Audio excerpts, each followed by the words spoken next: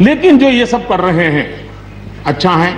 आदरणीय डॉक्टर मनमोहन सिंह जी यहाँ मौजूद है, मैं उन्हीं का एक कोट आज पढ़ना चाहता हूँ। हो सकता है जो यू टर्न कर रहे हैं वो मेरी बात माने या न माने, मनमोहन सिंह जी की तो बात जरूर मानेंगे। There are other rigidities because of the whole marketing regime set up in the 1930s which prevent our farmers from selling their produce where they get the highest rate of return. It is our intention to remove all those handicaps which come in the way of India realizing its vast potential as one large common market. ये आदरणीय मनमोहन सिंह जी का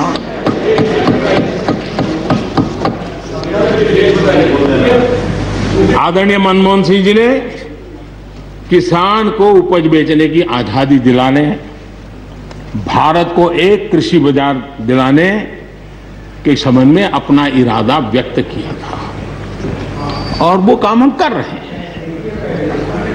और मुझे आप लोगों को गर्व होना चाहिए। देखिए, मनमोहन सिंह जी ने कहा था वो मोदी को करना पड़ रहा है, गर्व कीजिए।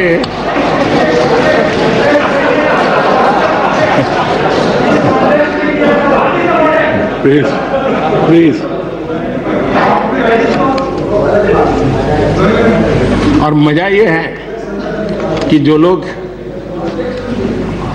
पॉलिटिकल बयानबाजी करते हैं उछल उछल करके, उनके राज्यों में भी जब उनको मौका मिला है, इसी में से आधा अधूरा कुछ न कुछ किया ही किया है हर किसी ने। यहां जो विरोध में दल है उनकी भी जहां सरकारें हैं वहां आधा अधूरा कुछ न कुछ तो किया ही है, क्योंकि उनको भी मालूम है रास्ते का रास्ता तो यही है। और मैंने देखा इस चर्चा में लॉ का जो स्पिरिट है उस पर किसी की चर्चा नहीं हुई है। शिकायत दिया गया तरीका ठीक नहीं था, जल्दी कर दिया, इसको नहीं पूछा, ये रहता है। वो तो परिवार में शादी होती है तो भी फूफी नाराज होकर के कहती है मुझे कहां बुलाया। वो तो रहता है, इतना बड़ा बड़ा परिवार है तो रहता ही है।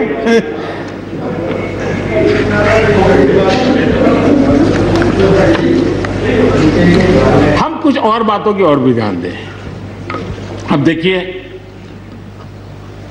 दूध उत्पादन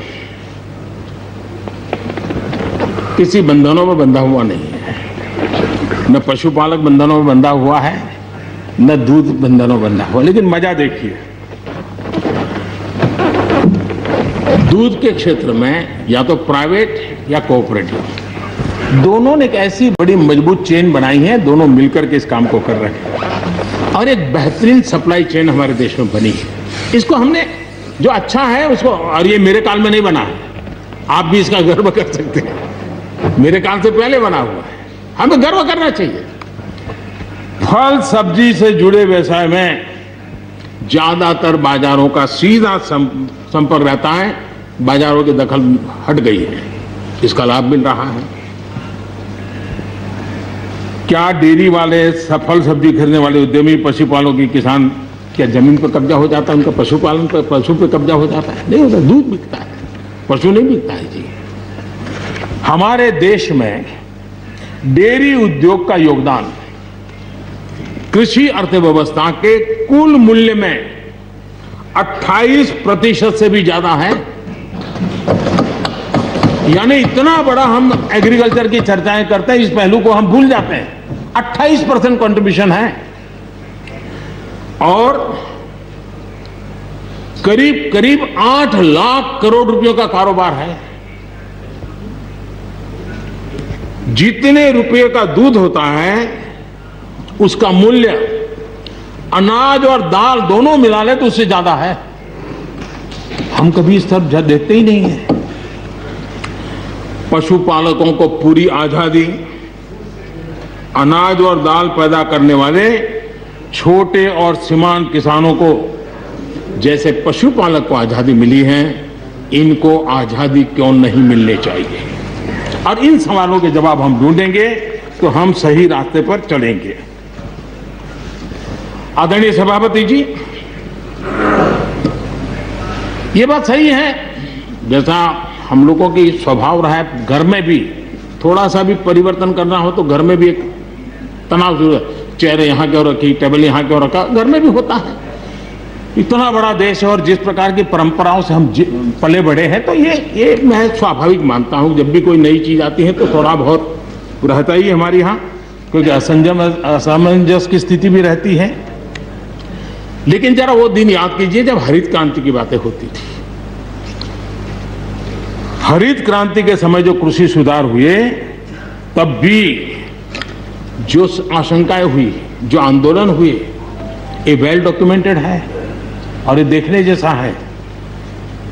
कृषि सुधार के लिए सख्त फैसले लेने के उस दौर में शास्त्री जी का हाल ये था कि अपने साथियों में से कोई कृषि मंत्री बनने को तैयार नहीं होता था, क्योंकि लगता था कि ऐसा है हाथ जल जाएंगे और किसान नाराज हो जाएंगे तो मेरी तो राजनीति समाप्त हो जाएगी। ये शास्त्री जी के समय की घटनाएं हैं।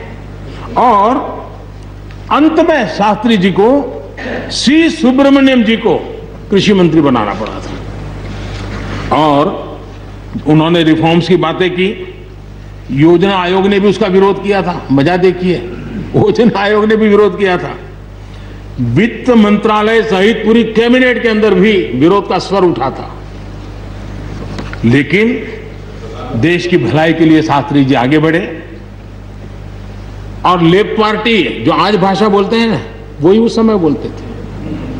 वो यही कहते हैं, अमेरिका के इशारे पर शास्त्री जी ये कर रहे हैं, अमेरिका के इशारे पर कांग्रेस ये कर रही है। सारा चीज जितना आज मेरे खाते में जमा है ना, वो पहले आपके यहाँ बैंक में अकाउंट में था। सब कुछ अमेरिका के एजेंट कह दिया जाता था हमारे नेता, कांग्रेस के नेताओं को। ये सब कुछ लेफ्ट वाले जो आज भाषा बोलते हैं, वो उस समय भी उन्होंने यही भाषा बोली थी। कृषि सुधारों को छोटे किसानों को बर्बाद करने वाला बताया गया था। देश भर में हजारों प्रदर्शन आयोजित हुए थे, बड़ा मूवमेंट चला था। इसी माहौल में भी लाल बहादुर शास्त्री जी और उसके बाद की सरकार जो करती रही, उसी का परिणाम है कि जो हम कभी PL 480 मंगवा करके खाते थे, आज देश अपने किसान ने अपनी मिट्टी से पैदा की चीजों को खाता है।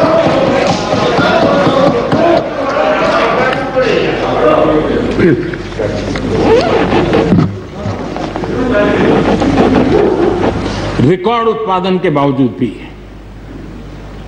हमारे कृषि क्षेत्र में समस्याएं हैं। कोई ये तो मना नहीं कर सकता है समस्याएं नहीं है, लेकिन समस्याओं का समाधान हम सबको मिलकर के करना होगा। और मैं मानता हूं कि अब समय ज्यादा इंतजार नहीं करेगा। हमारे राम गोपाल जी ने बहुत ही अच्छी बात कही कि उन्होंने कहा कि कोरोना लॉकडाउन में भी हमारे किसानों ने रिकॉर्ड उत्पादन किया। सरकार ने भी बीज, खाद, सारी चीजें कोरोना काल में भी पहुंचाने में कोई कमी नहीं होने दी, कोई संकट नहीं आने दिया। और उसका सामूहिक परिणाम मिला कि देश के पास यह भंडार भरा रहा। उपज की रिकॉर्ड खरीदी भी इस कोरोना काल में ही हुई। तो मैं समझता हूं कि हमने नए नए उपाय खोज करके आगे बढ़ना होगा। और जैसा मैंने कहा, कोई भी हम कई कानून है, हर कानून में 2 साल 5 साल के बाद, कभी 2 महीने 2-3 महीने के बाद सुधार करते ही करते हैं। हम कोई स्टैटिक अवस्था में जीने वाले लोग थोड़े हैं जी। जब अच्छे सुझाव आते हैं तो अच्छे सुधार भी आते हैं। और सरकार भी अच्छे सुझावों को, और सिर्फ हमारी नहीं, हर सरकार ने अच्छे सुझावों को स्वीकार किया। यही तो लोकतंत्र की परंपरा है। और इसलिए अच्छा करने के लिए अच्छे सुझावों के साथ, अच्छे सुधारों की तैयारी के साथ हम सबको आगे बढ़ना चाहिए। मैं आप सबको निमंत्रण देता हूं, आइए हम देश को आगे ले जाने के लिए, कृषि क्षेत्र की समस्याओं का समाधान करने के लिए आंदोलनकारियों को समझाते हुए हमने देश को आगे ले जाना होगा। हो सकता है कि शायद आज नहीं तो कल जो भी यहाँ होगा, किसी न किसी को ये काम करना ही पड़ेगा। आज मैंने किया है, गालियां मेरे खाते में जाने दो, लेकिन इस अच्छा करने में आप जुड़ जाओ। बुरा हो मेरे खाते में, अच्छा हो आपके खाते में, आओ मिलकर के चले।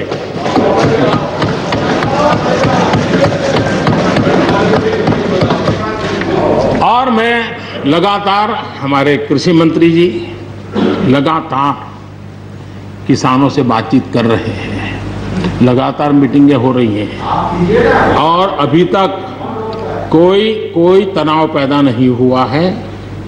एक दूसरे की बात को समझने का, समझाने का प्रयास चल रहा है और हम लगातार आंदोलन से जुड़े लोगों से प्रार्थना करते हैं कि आप आंदोलन करना आपका हक है, लेकिन इस प्रकार से बुजुर्ग लोग वहाँ बैठे ये ठीक नहीं है। आप उनको सबको ले जाइए, आप आंदोलन को खत्म कीजिए। आगे बढ़ने के लिए मिल बैठ करके चर्चा करेंगे, रास्ता खुले है। ये सब हमने कहा है। मैं आज भी इस सदन से माध्यम से भी निमंत्रण देता हूँ।